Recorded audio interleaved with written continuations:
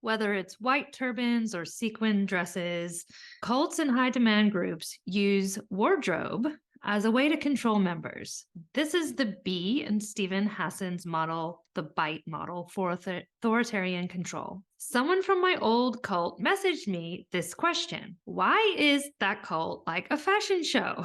There's so much pressure to dress like you're going to a party or walking the ramp. I used to feel that pressure so much while attending and hosting classes. I bought so many stilettos at that time, which I haven't ever worn since I quit. I used to feel so judged there when I chose comfort over style. And I have to say, also, same, there's my entire wardrobe full of jewelry and fancy stuff that I have not worn or touched since I left. And I'm also reading this book by Emily Paulson about an MLM, which is a commercial cult.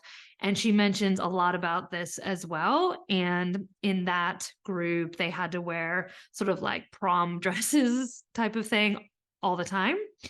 And the thing is, it doesn't matter what the leadership or the organization is telling you to dress like.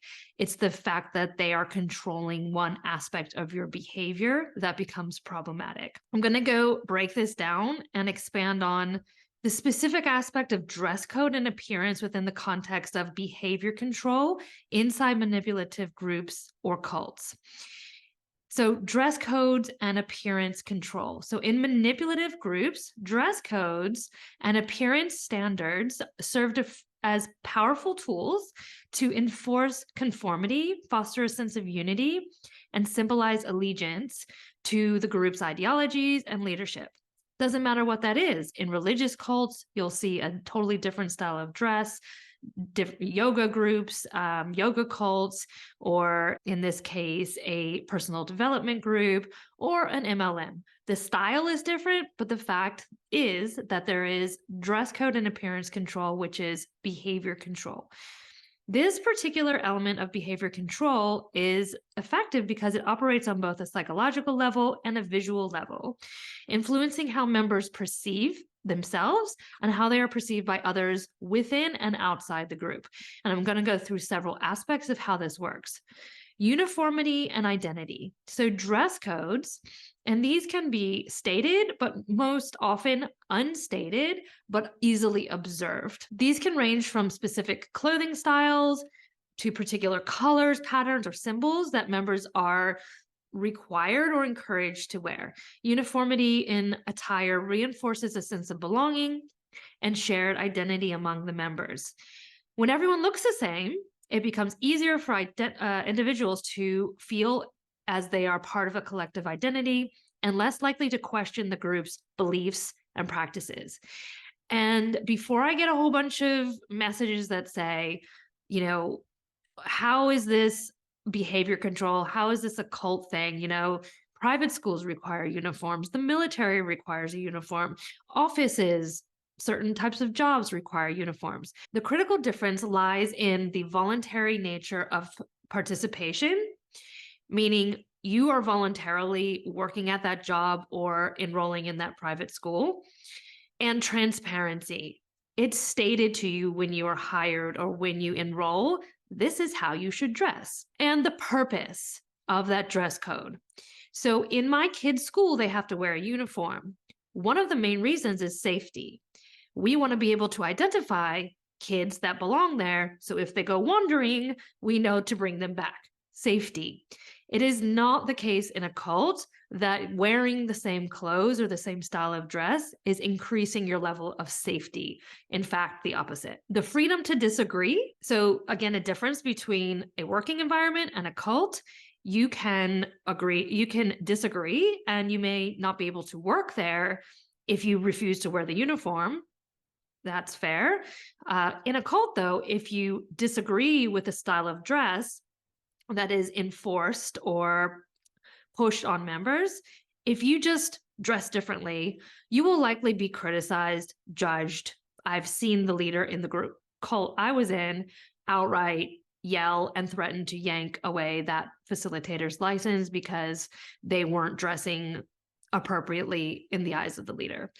freedom to disagree, and the level of accountability and control. Uniform policies in mainstream institutions are designed for practical purposes and can be accepted or challenged within a framework of individual rights and consent.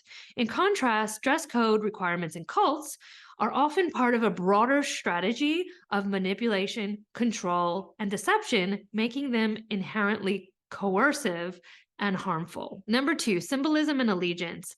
This wasn't so much a case in the cult I was in, but you'll see in a lot of religious groups, you'll have certain icons or religious symbols, accessories, necklaces, bracelets, badges, insignias that have the group's emblem, the leader's image, or religious iconography. So these symbols act as constant reminders of one's commitment and loyalty. Hairstyles can also be hair or beard, facial hair, or shaving patterns can help distinguish members from non-members. And what does that do? It enforces us versus them. You're in or you're out. Easy to tell if everyone has a shaved head. It also can symbolize purity, dedication, or spiritual advancement within the group. Control and identity erosion. So having a control over someone's appearance, which is again the be and the bite model, behavior control. One aspect of that is the group or the leader having control over your appearance. By dictating members' appearance, these groups exert control over a fundamental aspect of personal expression. This can lead to a gradual erosion of an individual's identity as members are conformed to prescribed appearance standards. This happens gradually over time, usually. Gradually over time, you start to lose your sense of who you are and your identity, and you start to adapt the cult's identity and the cult's assignment of who you are, which starts to look like everyone looks the same. And you'll see that. We have that in the cult that I was in. All the men dress very flamboyantly, flowered shirts, high-end menswear. My husband had a stack of this crap I had to get rid of. He wanted me to get rid of when he left. I'm like, you're never going to wear this stuff again.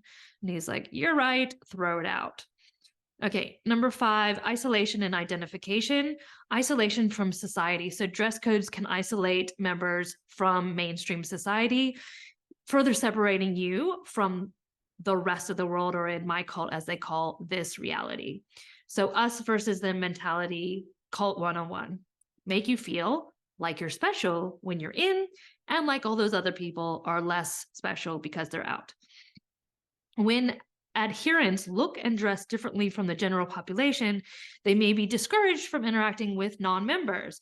If you're dressed like you're going to senior prom in a hotel room because your event is there, my group, and everyone else at the hotel, because you're in a hot place on the beach, they're all dressed like they're going to the beach, you're going to stand out and you will be less likely to interact with non-members. That is by design.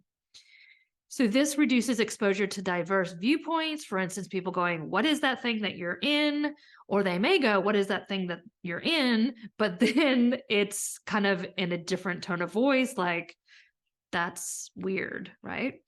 And enforcing group cohesion. Number 6, compliance and obedience. So violating dress codes and enforcement. Violating dress code rules is typically met by consequences or social pressure from fellow group members. It was really enforced in my group when you dress nicely, because the point of view is you look rich, so it looks like you're making money. Then other people will go, how are you making so much money? And then they will come to your thing that you're selling them, which, because it's an MLM, is going to help you advance your position in this group and enhance the group's position overall. Remember, it always is about the group and the leader, not you. So you looking like you're rich is reinforced. It is positively reinforced. You will be given a lot of praise and adoration and attention when you look what they want you to look like, which is wealthy. In my group, other groups, it'll be reinforced positively when you look more spiritual. So you give away all your stuff, different things, but same the purpose is the same. Consequences when you don't dress appropriately in the group I was in threatened. You could lose your license. You definitely were shunned or at least talked about. I mean, I can't imagine representing this organization and coming in anything less than your best, evening wear and jewelry. Like you would never, I don't even think we were allowed to wear jeans. So at the beginning, none of this is stated. It's just implied. You look around, you feel weird if wearing sweatpants or ball cap. You're kind of like, put away. And then the further in you go, the deeper in, the higher up you go, the more it's outright said to you. You can't wear that. So dress codes and appearance control within manipulative groups and cults play a multifaceted role. They not only create a visual identity that reinforces conformity and unity among members, but it also serves as a mechanism for isolating individuals from external influences. The enforcement of these standards can lead to a gradual erosion of the individuality and personal expression of the member, making it challenging for members to break free from the group's control, which is, of course, the entire point. This aspect of behavior control is a potent tool for manipulative groups seeking to maintain loyalty and obedience among their members. I thought it was important to point out because you may have, if you weren't a part of a cult like I was in, you may associate cults with a particular type of dress. I always thought it was like the white, fully white dressed religious cult wear, but spending over a decade in a totally different type of cult with a totally different type of dress, now I'm saying it doesn't matter what they're telling you to wear. It's the fact they're telling you to wear anything at all. Not that there aren't naked cults. That would be another thing. With all of these tactics, it's not so much about the content of it, but the reason behind it and how and why it's enforced. So understanding that the reason behind it is manipulative, deceptive, and it is designed as an aspect of control.